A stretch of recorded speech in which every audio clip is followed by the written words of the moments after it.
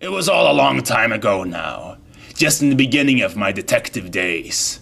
I'd been reading up on an ongoing investigation about a murder that occurred in the local theater. The only thing I knew for sure was that there was a show currently being rehearsed, a new musical from the Community Arts Theater. There, the victim, a man named Vincent Veratio, a stage name perhaps, was a member of the society. The perpetrator, a mysterious assailant who snuck into the male changing room, hid under the makeup desk, then strangled Veratio by the laces of his tap shoes. The perpetrator slipped away with no sign he had ever been there, apart from the ass print he left in the foundation that had been spilled on the floor, and an academic report.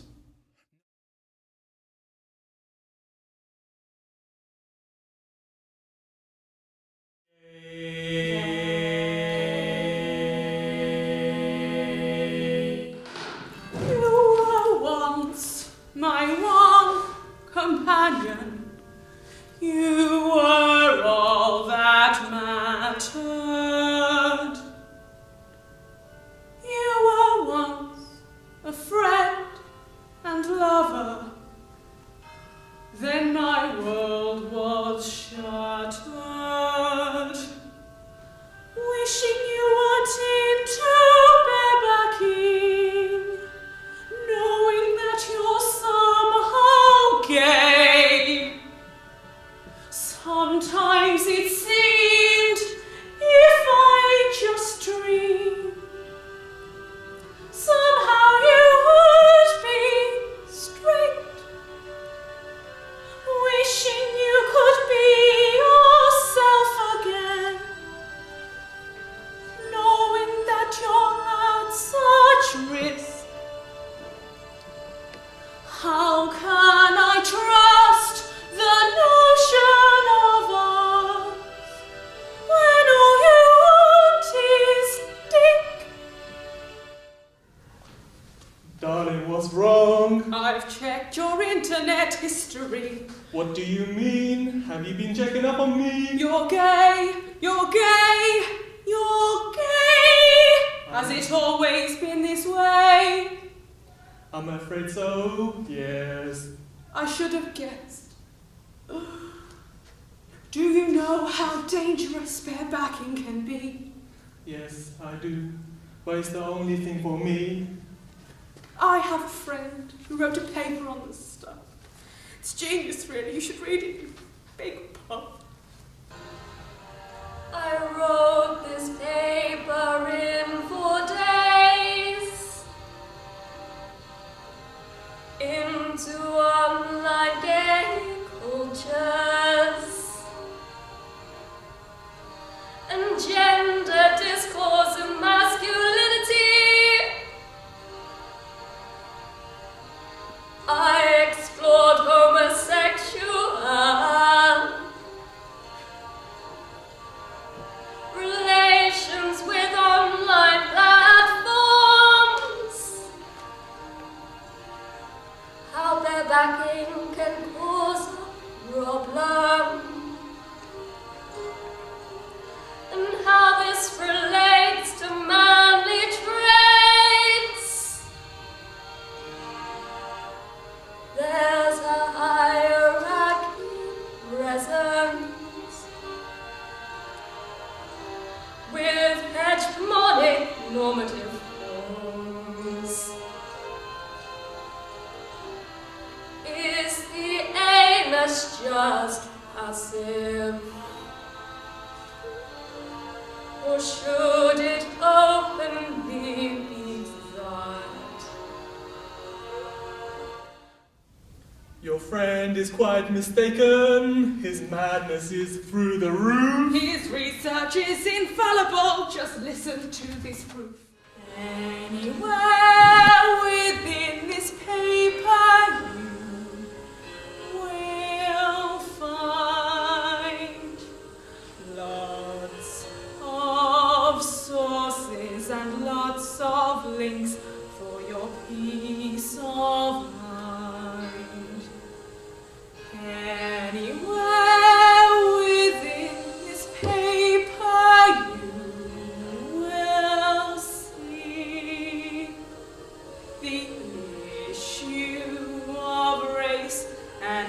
electricity in a space supposedly free. The internet facilitates the world of sex that's been created online. I do not wish to vex you all, but creative homosexuals can pick and choose traits of masculinity.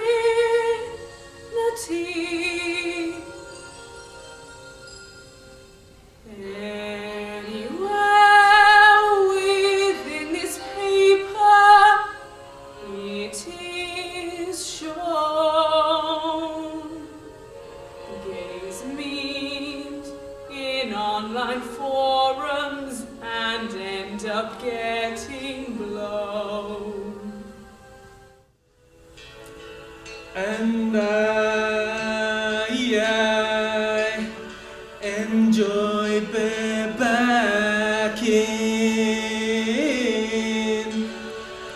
Enjoy barebacking.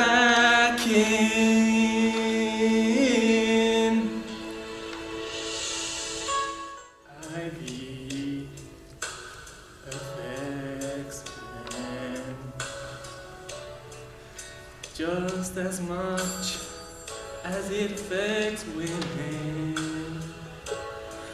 What this report does not comprehend is that men are still men, even if they bend.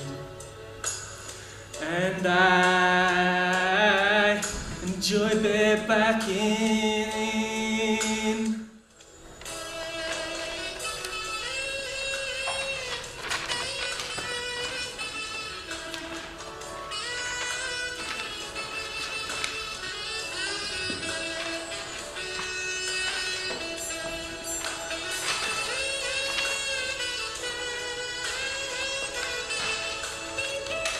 But not for all that it claims as facts.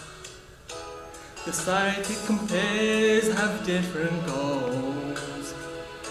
So how can they be treated as one and the same? Always enjoy barebacking.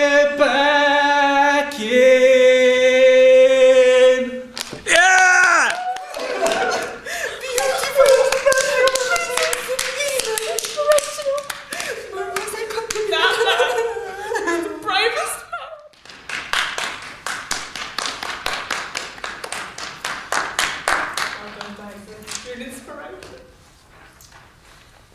Right. Any questions from the floor about the performance you just saw that I wrote? Yes, I do. Right. So you're interested in joining our society? Yes, and might I say that was a fantastic play. Fantastic. Thank you.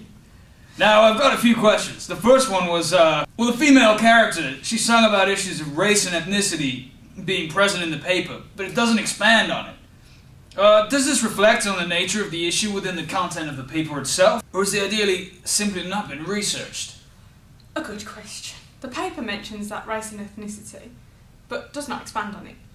Sexuality and race can't always be considered as separate issues within the analysis of websites included in the paper, as some users' sexual preference specifies a race or ethnicity. However, with this in mind, it's important to note that no other issues involving any difference from the normative construction as of well-sculpted white men within the online platform. The paper omits any research done into the representation of any other deviance from the normative form, for example, body modification.